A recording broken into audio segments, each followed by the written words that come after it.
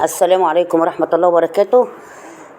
قلنا بقى ايه ندي نمسح الصالة وننفض كده مطرح العيال، ونغير البياضات بتاعة الكنب، ونكنس ونفرش ونغير فرشة الأرض. العيال مدهولينها بقى مطرح الأكل والدهوسة، أكنهم في سيمة. هنعمل ايه بقى؟ معلش على منظر الحيطة، هنبيض بقى قريب ان شاء الله. هنعمل ايه بقى؟ انا بفرش بياضات الكنب، شلت البياضات التانية وبحط البياضات دي على الله. دي يسيبوها بس، يسيبوها 10 دقايق، يسيبوها 10 دقايق كده نضيفة. قعدتنا كلها لحسن هنا في الصالة ريح الشاشة.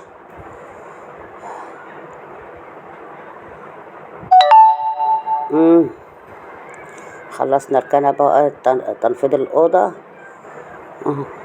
نوضب بس كسوة الكراسي والشلات ونمسح هنا. الولا كان كباب ازازة المية، كتب اللي حفيدتي بتذاكر هنا. حفيدتي كب كوباية الشاي، قلت بقى ايه اديها مرشة بالمرة امسحها. ننفض بقى وننفض الستائر مطرح فتحة الباب بقى والتراب. معرفش التراب دوت اكنه زي السحر بيجري. هنا كنت كنست الأوضة ومسحتها وغيرت السجادة، وهفرش الحفاظة بتاعت السجادة. قلت هنا بقى ايه اعمل لهم بقى الدرمة العراقية على الله، بس ايه تطلع زي ما اهل العراق كده بيعملوها. وتحية لاهل العراق، وعلى الله تعجبهم. قلت اعمل لهم بقى درمة عراقية. حطيت البصلة في الكبة، هو ايه يعني ما تخليهاش ناعمة برضو. المحشي بيحبش البصلة ناعمة، عشان البصلة الناعمة بتلبك الرز كده وبتخليه يعني ملبك في المحشي. اما تكون حلوة كده بتبقى يعني خشنة شوية بتبقى حلوة. حطيت الزيت في السمنة وكوباية زيت في الحلة. قلت اعمل التخديع.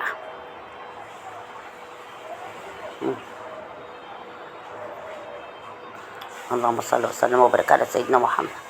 اشهد ان لا اله الا الله محمد رسول الله. جبت القطعة وضربتها، بعملها في الخلاط. والبصلة بشوفها على البوتاجاز، بحط حبة مية بس احرك السكينة عشان نقلي الخلاط ما يبصش. انا مش عايزة مية كتير. قلت اضرب بقى القوطة، اصرصر البتاع، وبعدين ابقى ايه اخش على طريقة المحشي. البصلة مش تبقى يعني ولا بيضة ولا عاملة، عشان الحر المحشي بيبقى تقيل في الحر.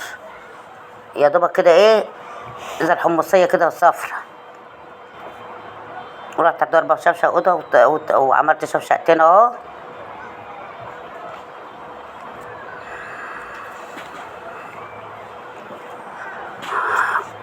ضربت بقى القوطة، احط بقى ايه عليها واسيبها بقى اضرب درت بالمرة كده وايه واعبيهم.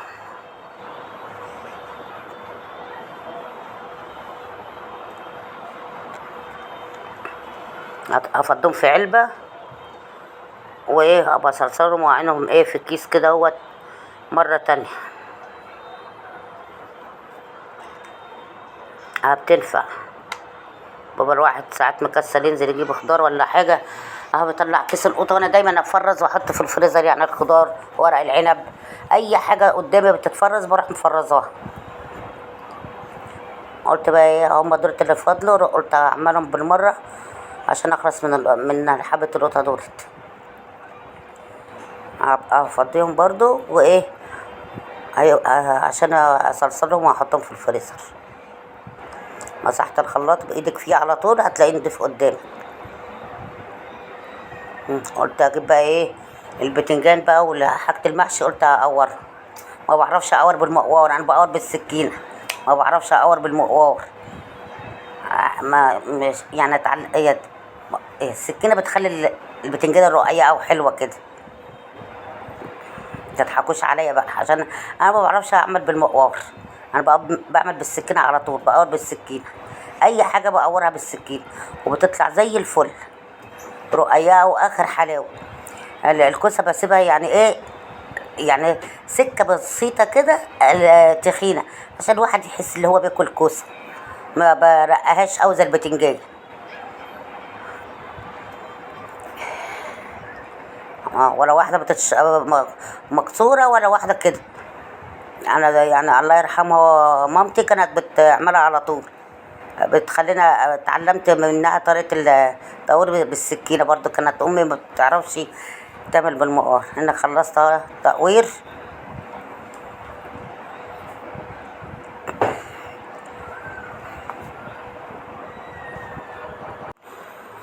هنا خلصت تقوير البتنجان والكوسة بقى وحاجة المحشي. قلت أخش بقى أشوف التسبيكة.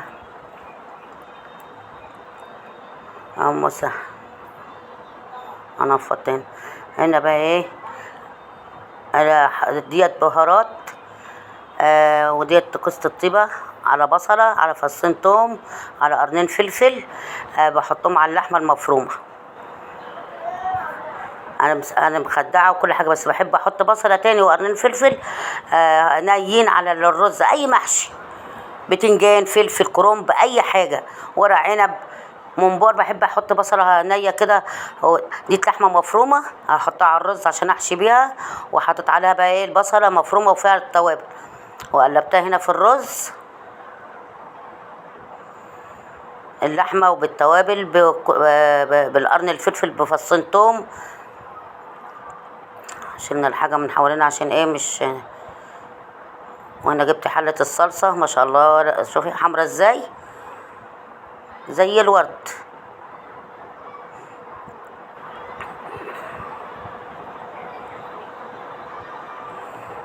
نقعد نقلب فيها بقى،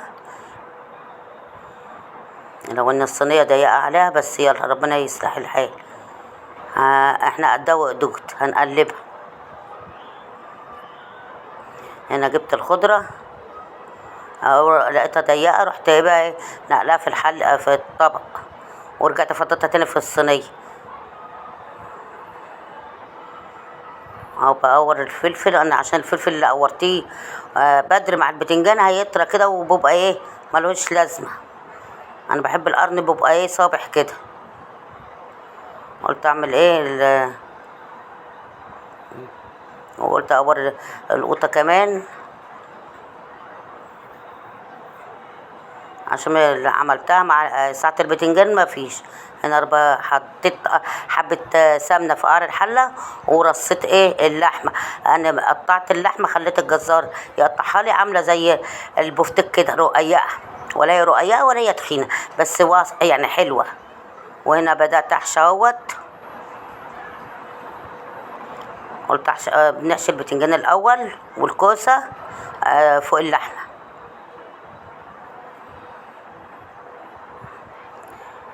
اهو ورق العنب اهو، ورق عنب تحشيه على الناحية الخشنة، الناعمة لا، الناحية الخشنة عشان ما ايه ما الواحد بيجي ياكل كده وهي خشنة مش بتبقى لطيفة في بق الواحد. ده ورق السلق، الدومة العراقية بتتعمل بالسلق، بس على الله كنا ايه تبقى حلوة. دي قوطة، وده البصل اللي لقيت البصله قدام الكبيره سيمه نصين. انا خلصت ما شاء الله مليت الحله اهي. وبطاطس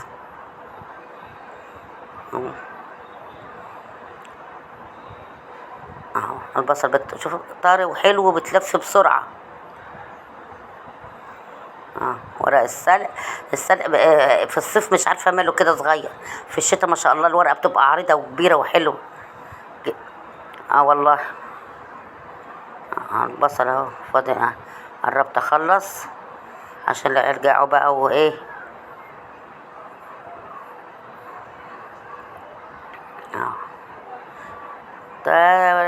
في ثانيه واحده تلف 5، ولا ان ورق العنب هو الوحيد اللي بياخد غلبة. بس انا الصباع حلو وملفوف حلو، تطبقيه هنا وهنا وتروحي لفه الصباع بيمشي معاكي. يلا.